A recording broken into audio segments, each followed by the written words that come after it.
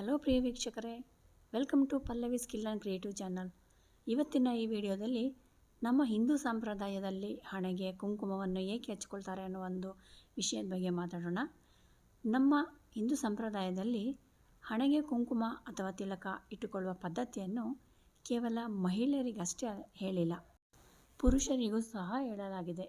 ಅಪ್ಪಟ ಆಸ್ತಿಕರಾದ ಬಹಳಷ್ಟು ಗಂಡಸರು ಹುಬ್ಬುಗಳ ನಡುವೆ ಕುಂಕುಮ, ಗಂಧ ಅಥವಾ ಚಂದನ ಅಥವಾ ಭಸ್ಮ ಹಚ್ಚಿಕೊಳ್ಳುತ್ತಾರೆ.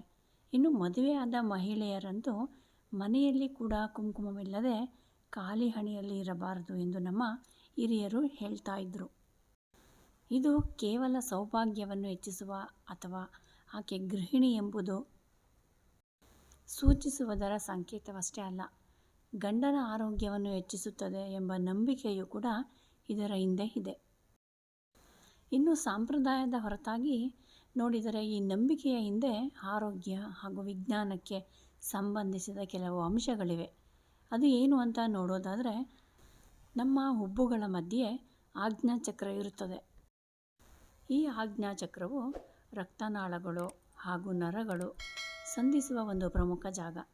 ಈ ಜಾಗವನ್ನು ಪ್ರಚೋದಿಸುವುದರಿಂದ ಮನಸ್ಸಿನ ಮೇಲಿರುವ ಒತ್ತಡವನ್ನು ಕಳೆದುಕೊಂಡು ಮನಸ್ಸನ್ನು ಶಾಂತವಾಗಿರಿಸಿಕೊಳ್ಳಬಹುದು ಎಂದು ಆಯುರ್ವೇದದಲ್ಲಿ ಹೇಳುತ್ತದೆ.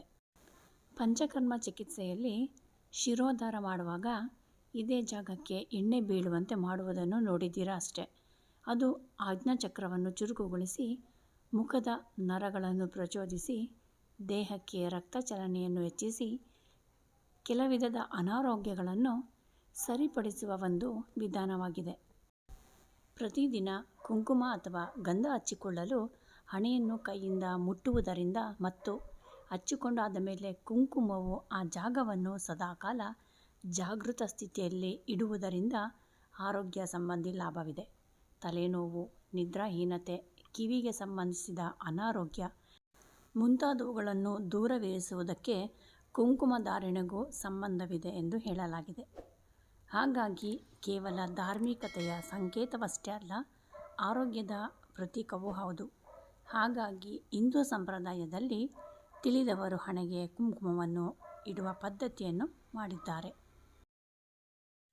ವೀಕ್ಷಕರೇ, ಈ ಪುಟ್ಟ ಮಾಹಿತಿ ಇಷ್ಟ ಆದರೆ ದಯವಿಟ್ಟು ವಿಡಿಯೋನ ಲೈಕ್ ಮಾಡಿ, ಶೇರ್ ಮಾಡಿ, ಹಾಗೆ ಮತ್ತಷ್ಟು ಮಾಹಿತಿಯಾಗಿ ನಮ್ಮ ಚಾನಲನ್ನು ಸಬ್ಸ್ಕ್ರೈಬ್ ಮಾಡಿ.